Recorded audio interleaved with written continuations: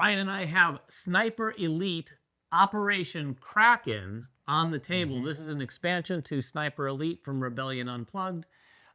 This one adds a few things, namely new spaces, new boards. There's a double-sided board that gives you two very unique and different feeling ways to experience the game in terms of like not how much it favors the sniper or the defenders, but it is going to have some impact on that. Yeah, and we'll talk about that because that is the crux of what comes in this game. But if you've never heard of Sniper Elite, they're actually giving you the option in this campaign, they said, to get the base game, which is out of print, and to get the original first expansion, and even to get all the deluxe upgrades. So you'll be able to get all this stuff. Now, what we're primarily showing on camera, some of this is base game and some of this is Operation Kraken, because you're going to need to use some of the cards and tokens and bag and figures. And a lot of the stuff you're using comes from the base game, but then the maps and all the components that come with those maps are included. But before we jump into that, if you've never heard of Sniper Elite, one of the players, or if you're playing solo mode, the player is a sniper trying to sneak around some sort of military field or military battleground,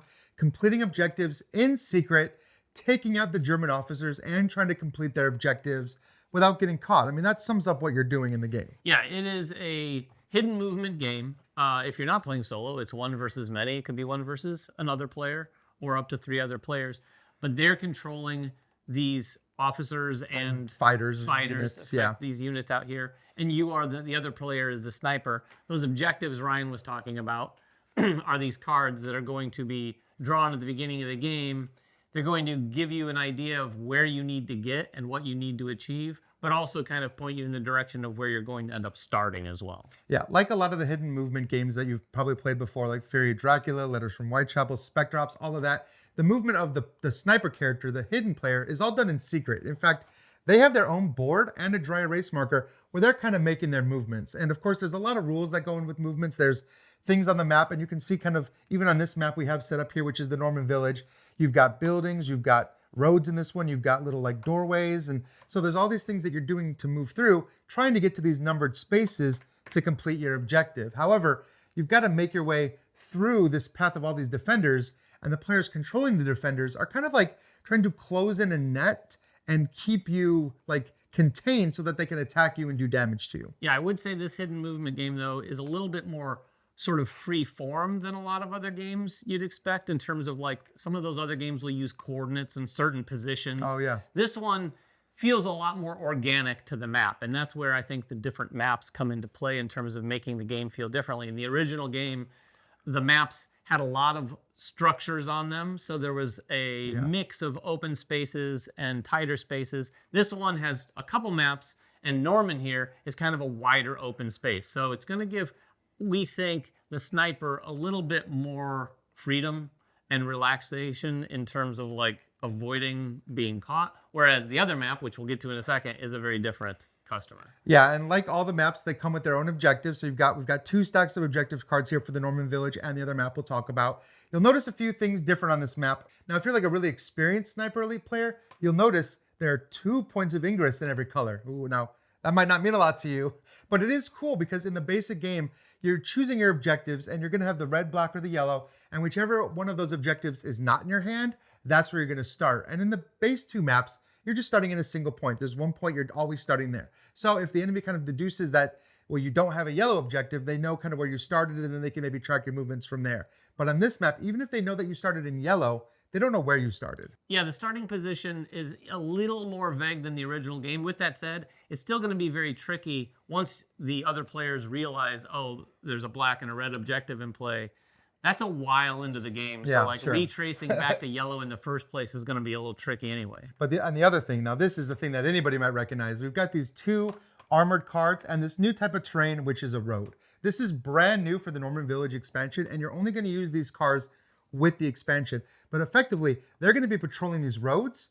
They have to be piloted, so people can actually get into these cars and drive them. So not only one, does this protect that trooper, so that unit is going to be harder to kill because these cars have an armor of 2, which means even to hit them, you have to draw 2 more hit tokens. If you remember in the game, you're drawing tokens to hit. The more blue tokens you draw, the better your chances of hitting them. You have to draw 2 to start, then 1 for every range you are away. before you can even do a damage to these armored cars. So they're a lot more difficult to take out, and they do protect the person inside. Like your officers, for example, who have special abilities, you can put them in the cars, keep them alive a little bit longer. And then, of course, these vehicles can move pretty far every single turn. They have wider firing ranges. They can search the areas as they drive by. So these are going to present, I think, a really meaningful threat to the sniper on this board. Yeah, these new maps don't just come with the new map itself, but like Ryan said, this one comes with these vehicles and mechanics, and you'll see with the other map as well, they kind of liven up the situation where if you're, like we mentioned earlier, an experienced player, you're going to go, oh, okay, that's interesting. That adds a new twist to things. It just depends on what players are going to make the most of. Well, yeah, and I think moving these cars around, and there's some places here you can see where you follow the roads where you can kind of just like block off some of these paths that come across. I have not played with this map yet, but it's going to be very, very cool. And also, there's going to be solo mode for this as well. So the car's movement is going to be controlled by the solo AI as well. So that does present a huge challenge. But that's kind of what's happening in the Norman Village.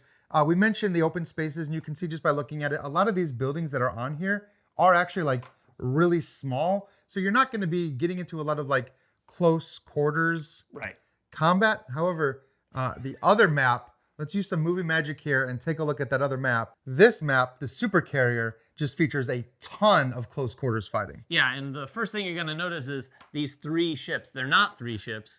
This is 1 ship, but 3 levels of the same ship. It's going to bring with it some interesting mechanics. One of the things is this is very, very close quarters. This is going to be a much more challenging map for the sniper.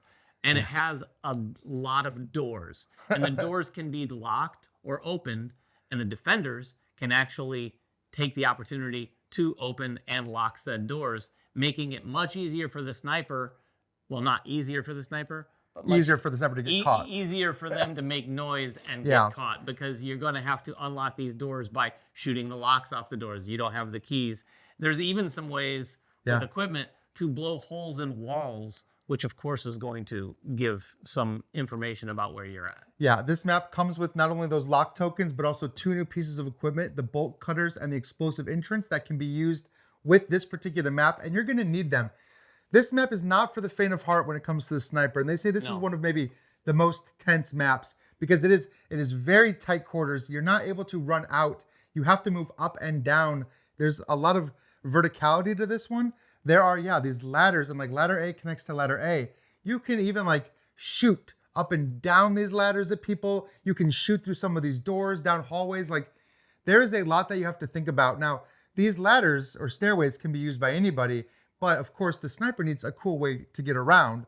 They actually have like these air ducts, the vents that they can like crawl through. Very like video game-esque, I think, which of course this is based on a video game if you didn't know that. Yes, for sure. If you didn't know that, the whole thing is based on a video game. One of the other things you can do on this map is when you're the defenders, you're actually going to be able to trigger areas. But when you do, it's not just the area on one level. You're triggering all of them. So yeah, like the red is all 3 levels has a red area. If you think as the sniper, you're going to be able to just go up on this one level because everyone else has left it, it doesn't necessarily ensure your safety. Right. When you're doing that sweep action, that search action, you can gain information action. You can gain information on either your entire floor or your entire sector. So you always have to be aware. If you're in the red sector and there's people above and below you, they could still hear you down below with that action and then know you're at least in the red. They might not know what level you're on, but they're going to know you're in the red section. Or if they search the floor and catch you, they're going to know you're on that floor. So this is very tight, and there's only one point of ingress. So they know where you're starting. You are coming in at this bottom level in this white zone, trying to get to your objectives on multiple floors. This one is going to be a fight, for sure. For the sniper, for sure, it's going to be rough. And like we said, these are the 2 boards, not just the boards, but with all those mechanics and different aspects and components that are part of the Kraken expansion. But there's also on the campaign Escalation. Yeah, there's another box you can get, along with, like I said, all the earlier stuff. Escalation is a new one. We don't have any of the pieces of Escalation set up here because for the majority of it, it's just cards. Yeah, it's more stuff. It's more equipment, more cards. They have some new cards, some new mission cards, and they have some new cards called advantage cards, which are pretty cool. And they also have 2 new minis. And I want to talk about these a little bit because these are ways to kind of adjust the difficulty if you have one player that's maybe better than the others at one side. There's a hunter that gives a 10th figure to the German defenders.